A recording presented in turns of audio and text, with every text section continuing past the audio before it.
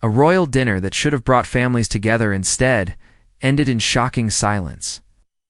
When 6-year-old Prince Louis refused to take his seat next to Camilla's son, Tom Parker Bowles, the entire room froze.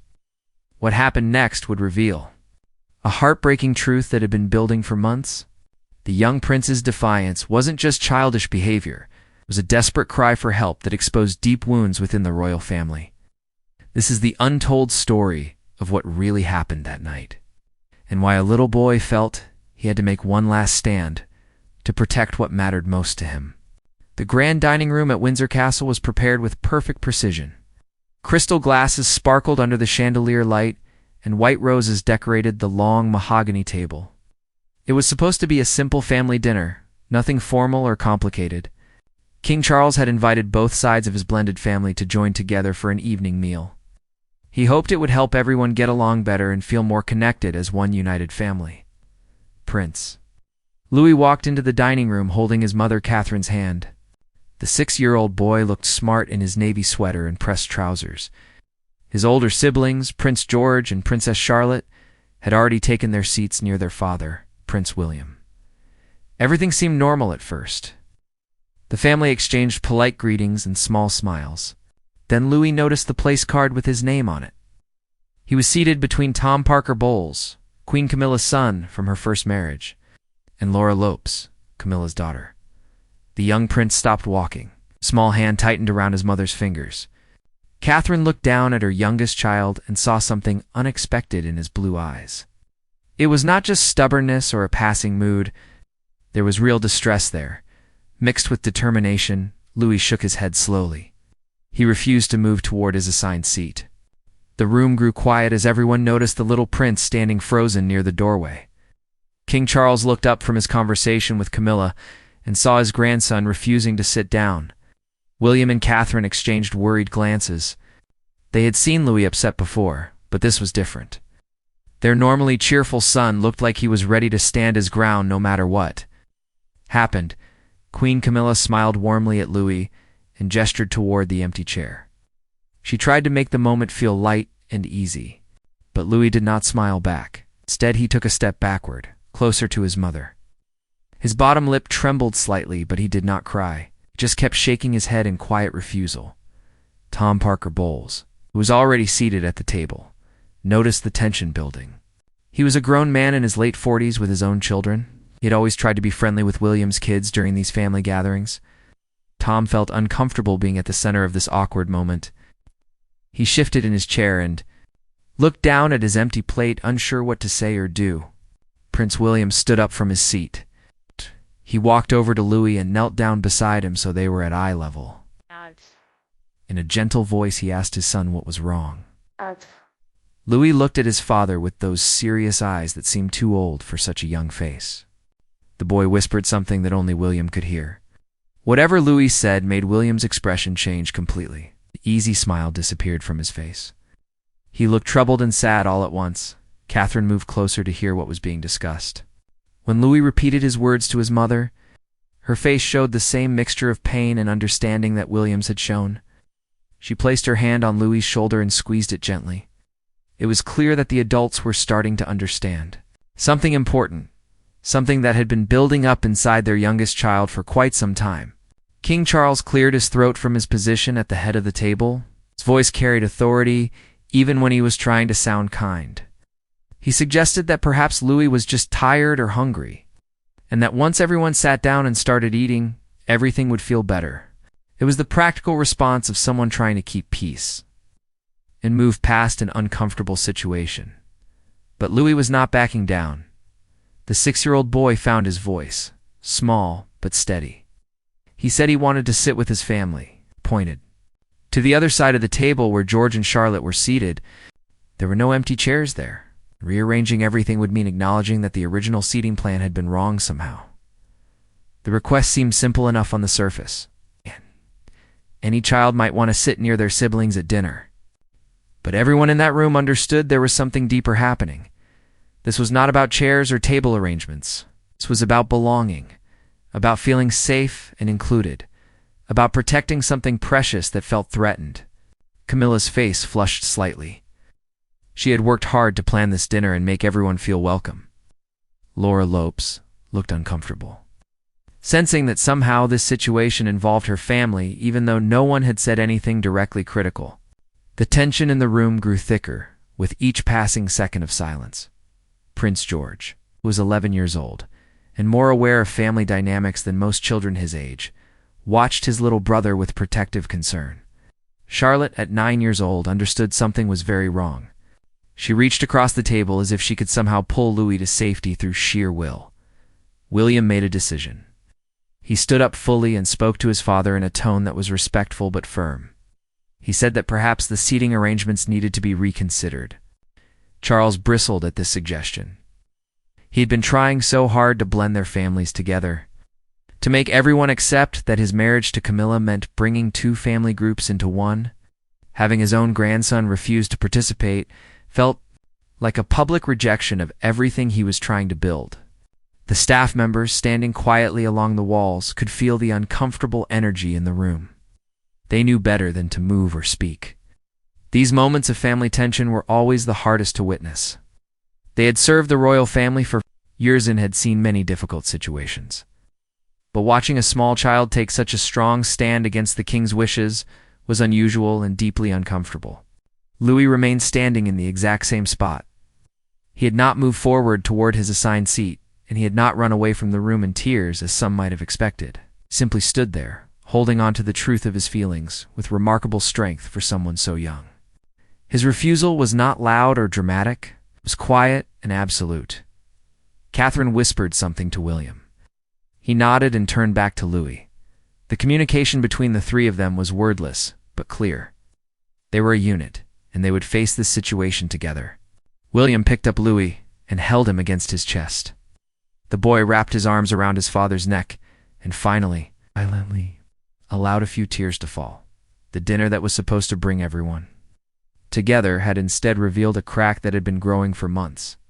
It was a crack that adults had perhaps chosen not to see because acknowledging it would mean admitting that blending their families was harder and more painful than anyone wanted to accept. But Louis, in his honest and innocent way, had forced everyone to see what had been hidden. Something had been hurting this child deeply enough that he was willing to break royal protocol and risk disappointing his grandfather. The king, just to make it stop, the tension from the dinner table followed. William and Catherine, as they carried Louis away from the dining room. They walked through the long corridors of Windsor Castle until they reached a smaller, private sitting room.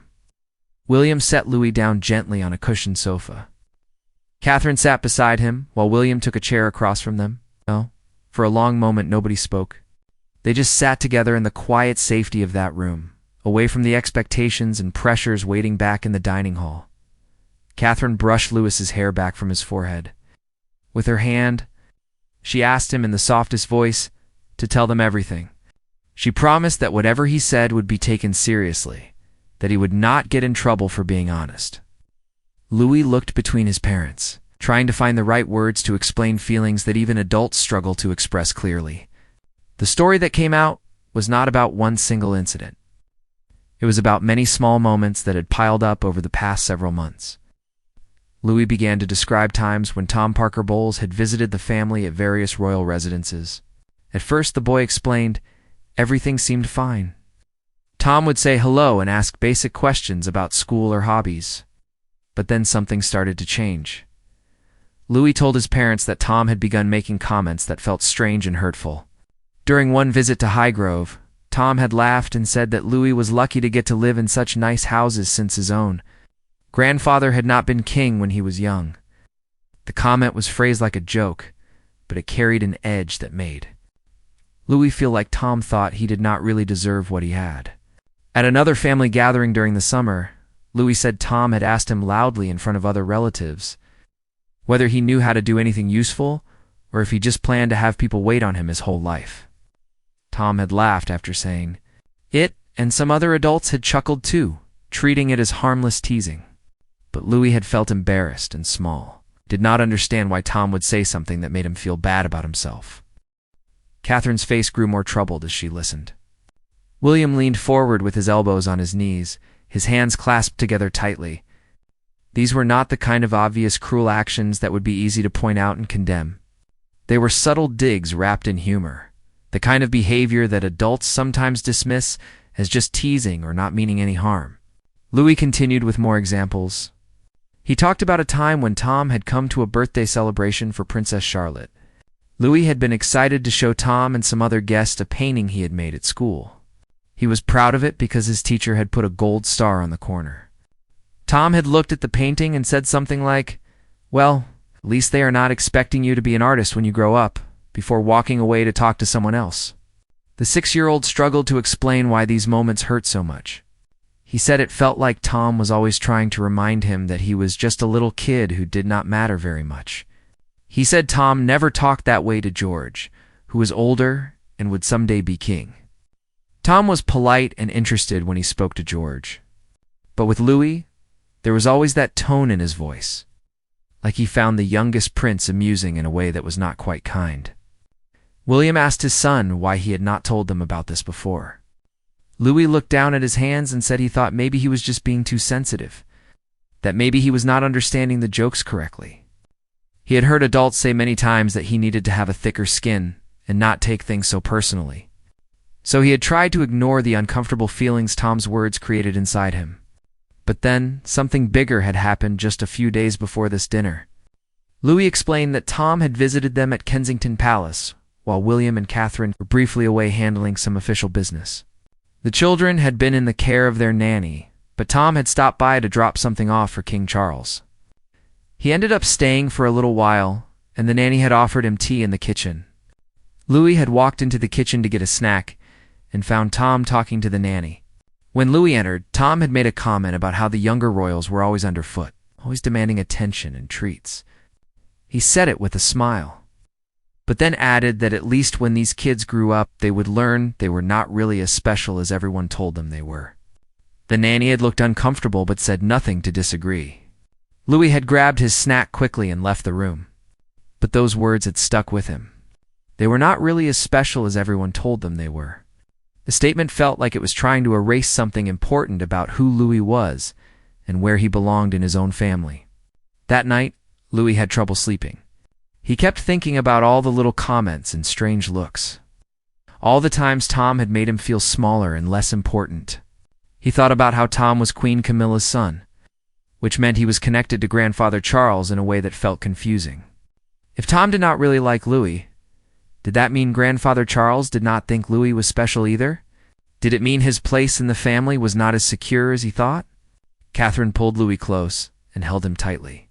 She told him that nothing Tom said could change who he was or how much he was loved.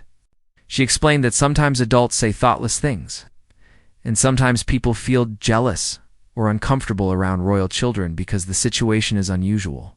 But none of that meant Louis had done anything wrong, or that he deserved to be treated with anything less than respect. William's expression had grown darker as he listened to everything his youngest son had experienced. He felt angry at himself for not noticing sooner that something was bothering Louis. He felt protective fury toward anyone who would make his child feel unwelcome or unworthy. But he also felt a complicated sadness, because addressing this problem meant confronting his father and stepmother about the behavior of Camilla's son. The relationship between William and Camilla had always been complex. William had been a teenager when his mother Diana died, and he had watched his father marry the woman who had been part of the reason his parents' marriage fell apart. Over the years, William had made peace with the situation for the sake of family unity.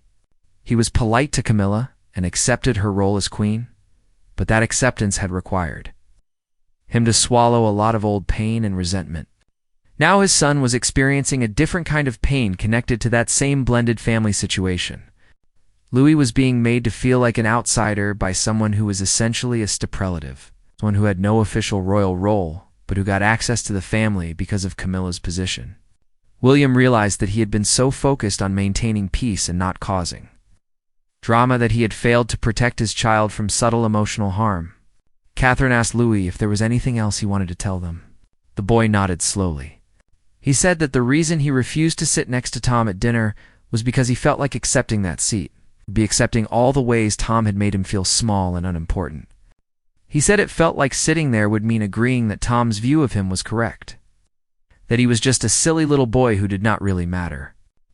Louis looked up at his parents with eyes that were red from crying but also clearer now that he had shared his burden. He said he was sorry for causing trouble and making Grandfather Charles upset. But he also said, in his small, honest voice, that he could not pretend everything was okay when it was not. He said he needed his parents to know what was happening so they could help him, because he did not know how to make the bad feelings go away by himself. William and Catherine exchanged a long look. In that silent communication between spouses who know each other deeply, they agreed on what needed to happen next. They would need to have a very difficult conversation with King Charles and Queen Camilla. They would need to set boundaries about how Tom Parker Bowles was allowed to interact with their children. They would need to risk causing offense and creating family drama in order to protect their son's emotional well-being. Before they could do any of that, they needed to make sure Louis understood that he had done the right thing by refusing to sit in that chair. Catherine told him that speaking up when something feels wrong is not causing trouble. It is being brave and honest. She said that his feelings mattered just as much as anyone else's feelings, and that no one had the right to make him feel bad about himself through mean jokes or dismissive comments. William added that being part of the royal family came with many challenges and pressures, but it should never mean accepting disrespect from anyone. He told Louis that he was proud of him for standing up for himself, even though it was scary and uncomfortable. He promised that from now on, they would pay closer attention and make sure Louis never had to face this kind of situation alone again. While William and Catherine were comforting Louis in the private sitting room, the atmosphere back in the dining room had grown increasingly strained. King Charles sat at the head of the table, his face showing frustration mixed with concern. He had wanted this evening to be a success, a demonstration that his blended family could function harmoniously. Instead, his youngest grandson had essentially rejected the entire arrangement in front of everyone. Queen Camilla tried to maintain her composure, but those closest to her could see that she was upset. Her son Tom sat quietly now, no longer making any attempts at conversation. Laura Lopes whispered something to her husband, and they both looked uncomfortable. Prince George and Princess Charlotte remained in their seats, but they were not eating. They were worried about their little brother and uncertain about what would happen next. A staff member approached King Charles quietly and informed him that the Prince and Princess of Wales had taken Louis to a private room and would not be returning to dinner. Charles dismissed the staff with a wave of his hand and stood up from the table. He announced that perhaps it was best to postpone the meal, that clearly some family matters needed to be addressed before they could continue. Camilla stood as well, and for a moment she and Charles spoke in low voices that others could not quite hear. Tom got up from his chair and approached his mother. He asked if he had done something wrong, if the young prince's behavior had something to do with him. Camilla shook her head quickly, too quickly, and told him not to worry about it. But Tom was not convinced. He was uncomfortable with the way the situation had unfolded and the way everyone seemed to be avoiding eye contact with him. Meanwhile, William had left Catherine and Louis in the sitting room and was making his way back toward the dining area. He needed to speak with his father, and he knew the conversation would be difficult. As he walked through the ornate hallways, he rehearsed in his mind what he needed to say. He had to be respectful of his father's position as king, but he also had to be absolutely clear about protecting his children. William entered the dining room just as people were beginning to leave the table. Charles saw his son and gestured for him to follow him to a private study. The two men walked in silence until they reached the wood-paneled room lined with books and family photographs. Charles closed the door behind them and turned to face William with an expression that mixed parental concern with royal irritation. Charles spoke first. He said that Louis's behavior at dinner had been inappropriate and embarrassing. He suggested that perhaps the boy was being spoiled or not taught proper manners and respect for family gatherings.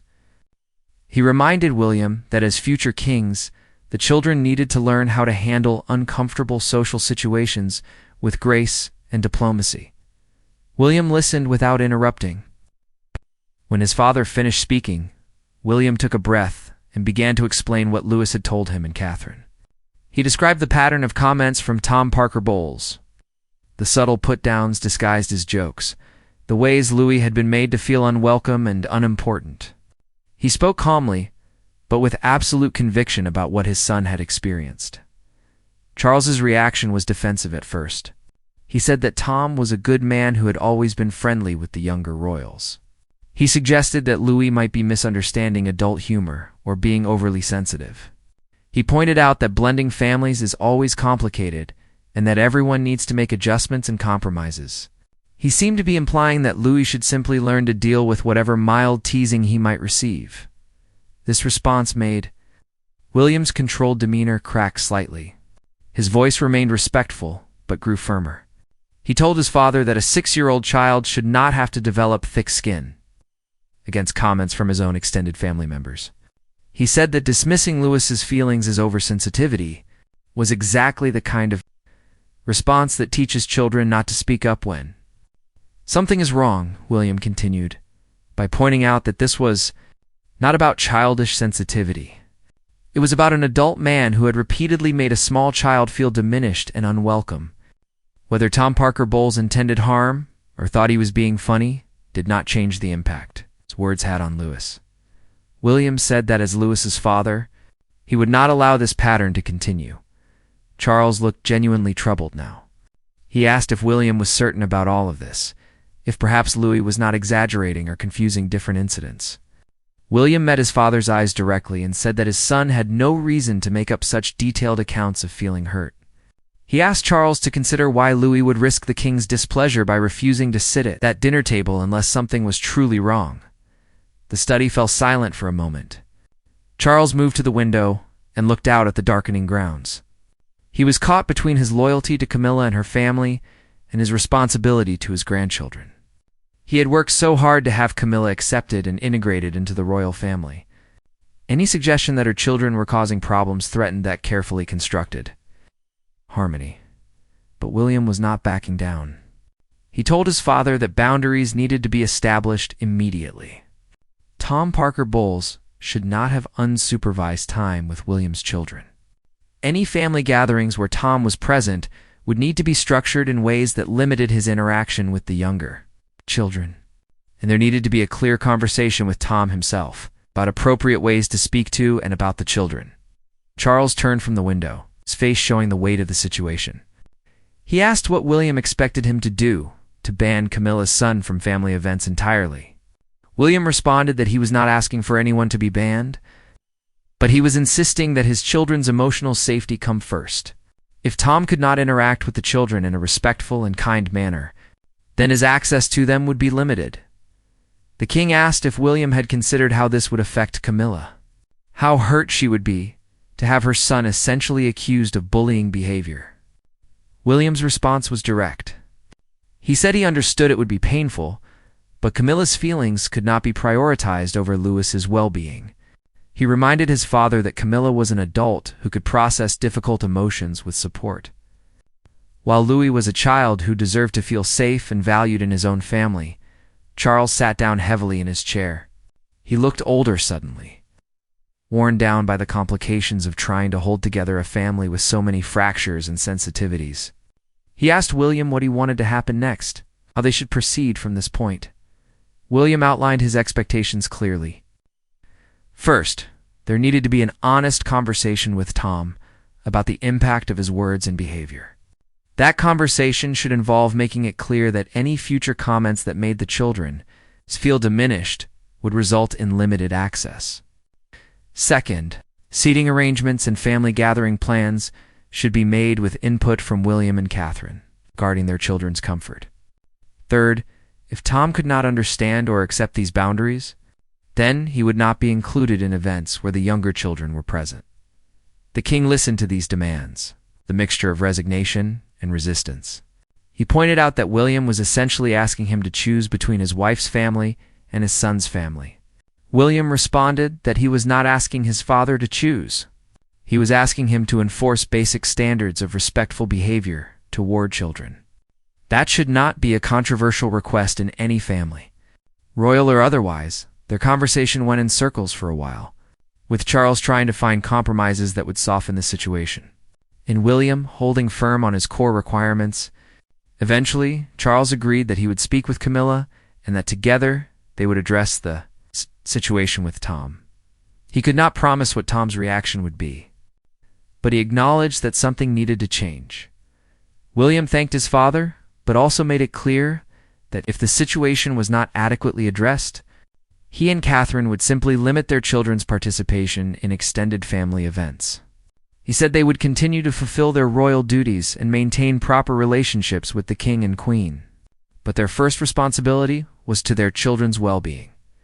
As William left the study to return to Catherine and Louis, he felt emotionally exhausted. Standing up to his father was never easy. Doing so in defense of his son's feelings rather than some clear-cut rule violation made it even more complicated. But he also felt certain that he had done the right thing. Louis had been brave enough to speak his truth, and William needed to be brave enough to defend it. Back in their private sitting room, Catherine had gotten Louis to eat a little bit of food that staff had brought them. The boy was calmer now, though still subdued. When William returned and told them about the conversation with King Charles, Louis looked up at his father with an expression of relief and gratitude. He had been heard. His feelings had been taken seriously. His parents had fought for him.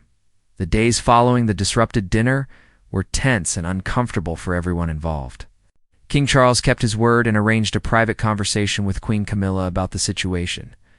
That conversation, which took place in their private quarters, was difficult and emotional. Camilla was initially defensive about her son, insisting that Tom would never intentionally hurt a child, and that the entire situation was probably just a misunderstanding blown out of proportion. Charles explained everything William had told him about the pattern of comments and the impact they had on Louis. He tried to be gentle but honest about the fact that, regardless of Tom's intentions, the outcome was a 6-year-old boy who felt so unwelcome that he refused to sit at a family dinner. Camilla listened with growing distress. She loved her children and had always wanted them to be accepted as part of the royal family. Even though they had no official titles or roles, the conversation between Camilla and Tom happened 2 days later. She asked him to meet her at Clarence's house, away from other family members. When Tom arrived, he could tell from his mother's expression that something serious needed to be discussed. Camilla struggled to find the right words at first. She did not want to attack or blame her son, but she needed to convey the gravity of what had happened. Tom listened as his mother explained how his interactions with Prince Louis had been perceived. His initial reaction was surprise and denial. He said he had always tried to be friendly with William's children. He insisted that any jokes he made were meant to be light-hearted and fun, not hurtful. He genuinely seemed confused that anyone had taken his comments as mean-spirited. Camilla asked him to think back on specific things he had said, using examples that William had provided. As she repeated the comments about Louis not being special, about him being underfoot, about not deserving what he had, Tom's expression began to change. He started to hear his own words from a different perspective. What had seemed like harmless teasing to him suddenly sounded less innocent when repeated back in the context of a child. Feeling targeted and diminished, Tom grew quiet and thoughtful. He admitted that he sometimes felt awkward around the younger royals. He explained that his own children had grown up without titles or special privileges, living relatively normal lives despite their connection to the royal family.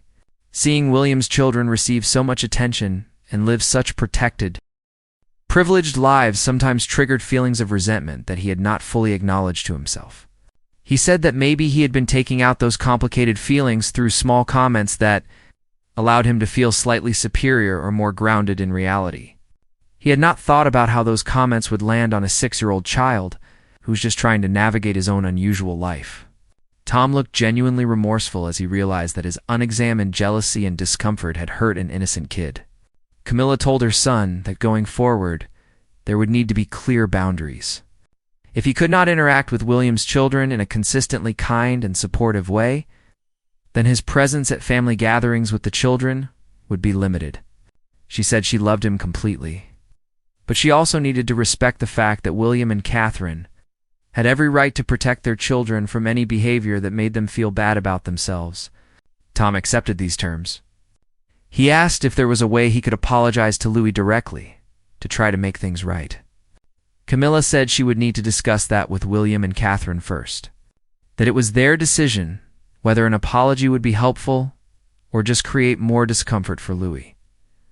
When Camilla relayed this conversation to King Charles, he felt some relief that Tom had shown understanding and remorse. Charles then reached out to William to update him on what had happened. William listened carefully to his father's account of both conversations. He appreciated that action had been taken, but he also remained cautious about whether real change would occur. William discussed everything with Catherine, and together they decided that they would accept an apology from Tom to Louis, but only if it was handled in a specific way. They did not want a formal, awkward scene that would make Louis feel more uncomfortable. Instead, they arranged for Tom to visit them at Kensington Palace one afternoon when just William, Catherine, and Louis would be present. Tom arrived looking nervous and genuinely apologetic. William and Catherine greeted him politely but without warmth. They brought Louis into the room, and the little boy stayed close to his mother's side, watching Tom with wary eyes. Tom knelt down so he was at Louis's level, just as William had done during the dinner incident. Tom told Louis that he was very sorry for saying things that had hurt his feelings. He explained that he had been thoughtless and had not realized how his words sounded to someone Louis's age. He said that Louis was a great kid and deserved to feel happy and safe around all of his family members. Tom promised that, from now on, he would be more careful and more kind in how he spoke to and about Louis. Louis listened quietly to the apology. When Tom finished speaking, the boy looked up at his parents as if seeking permission to respond. Catherine nodded encouragingly. Louis told Tom in his small but steady voice that the words had hurt him a lot because they made him feel like he did not belong or matter. He said he was glad Tom was sorry, but he also wanted Tom to know that being nice should not be hard or something you have to remember to do. It should just be normal. The simple wisdom of this statement hit Tom hard. He nodded and told Louis he was absolutely right. William and Catherine were both struck by their son's ability to articulate something so true and important. Tom stood up and thanked William and Catherine for giving him the chance to apologize. He said he understood if they needed time and space, and that he would respect whatever boundaries they set going forward. After Tom left, William and Catherine asked Louis how he felt about the apology. Louis said it was good that Tom said sorry, but he was not sure yet if Tom really meant it or if things would actually be different next time. His parents told him that was a very smart way to think about it. They said people's actions over time would show whether their words were genuine. They promised Louis that they would be watching carefully to make sure he was always treated with respect and kindness. In the weeks that followed, the family relationship slowly began to adjust to the new reality. Tom Parker Bowles attended a few family events but kept his distance from the younger children, interacting only briefly and with carefully positive comments. Laura Lopes, who had always been quieter and less prone to making awkward comments, continued her polite but minimal interactions with William's family. King Charles and William's relationship experienced some strain during this period. The king felt that his son had forced him into an uncomfortable position, making him address problems with his wife's family. William felt that his father had initially tried to dismiss his grandson's legitimate concerns in order to avoid conflict. Both men loved each other and recognized their responsibilities to family and duty. But this incident had revealed differences in how they prioritized those competing obligations. Queen Camilla struggled with feeling defensive about her son, while also understanding that Louis's feelings mattered. Her relationship with William and Catherine, which had always been cordial but not close, became even more formal and distant. There was no open hostility, but there was also not the warmth of a truly blended family. They functioned more like diplomatic allies than like people who genuinely enjoyed each other's company. For Louis, the aftermath of standing his ground at that dinner table was complicated. On one hand, he felt validated and protected by his parents' response. He learned that his feelings mattered and that speaking up could lead to positive change. On the other hand, he was old enough to sense the tension his actions had caused in the larger family. Sometimes he worried that he had created problems that would never fully go away. Catherine and William worked hard to reassure Louis that the problems were not his fault. They explained that families are complicated. Sometimes the right thing to do causes temporary discomfort but leads to better understanding in the long run. They told him that by being honest about his feelings, he had actually helped everyone learn something important about treating each other with respect and kindness. As months passed, the intensity of the situation gradually faded. Family gatherings continued, though with more careful planning about seating arrangements and interaction dynamics. Tom Parker Bowles seemed to genuinely work on being more thoughtful, though he remained somewhat peripheral to the core family activities. George and Charlotte had watched everything that happened with their brother and learned their own lessons about standing up for themselves and each other. Louis slowly regained his natural cheerfulness and confidence. He still remembered what had happened and remained cautious around Tom. But he did not carry the burden of unexpressed hurt anymore. He knew his parents would listen if something bothered him again. He knew his feelings were valid and important. And he knew that sometimes being brave meant doing something that felt scary and uncomfortable, because it was the right thing to do. The incident became a defining moment in the young prince's life, though most of the public would never know the details of what happened that evening at Windsor Castle. Those within the family, however, would always remember it as the time when a 6-year-old boy taught them all an important lesson about respect, boundaries, and the courage it takes to speak truth even when doing so disrupts the careful pretense of harmony. William and Catherine often reflected on that difficult evening and the conversations that followed.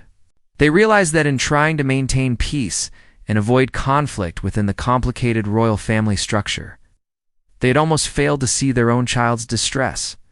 The experience made them more determined to prioritize their children's emotional well-being over the expectations and comfort of others, even when doing so created tension with powerful family members. King Charles, for his part, came to understand that being a grandfather required different priorities than being king. His desire to have his blended family function smoothly could not override the basic requirement to ensure all children in that family felt safe, valued, and respected. It was a difficult lesson for a man who had spent his life trying to balance duty, tradition, and personal happiness with varying degrees of success. The story of Prince Louis's last warning was ultimately a story about a child's innate understanding of what was right, and about a family learning to listen to that truth, even when it was inconvenient. It was about the courage required to disrupt false harmony in pursuit of genuine respect. And it was about how sometimes the smallest, youngest voice in the room is the one speaking the most important truth that everyone else has been too polite or too comfortable to acknowledge. Louis's refusal to sit in that chair was not just childish defiance. It was a heartbreaking moment when a little boy decided he could no longer silently accept treatment that made him feel small and unworthy. His last warning was not spoken in angry words, but in the quiet determination of a child who knew something was wrong and needed it to stop. That moment changed family dynamics, forced difficult conversations, and ultimately created the possibility for more honest and healthy relationships built on genuine respect rather than obligatory politeness. The young prince had learned that his voice mattered, that his feelings were valid, and that speaking up could change things even in a world as formal and complicated as the British royal family. These were lessons that would serve him well as he grew older and faced new challenges. And perhaps most importantly, he learned that he had parents who would always choose to protect him, even when doing so was difficult or cost them something in their relationships with others. That knowledge gave Louis a foundation of security and self-worth that no amount of hurtful comments could ever fully take away.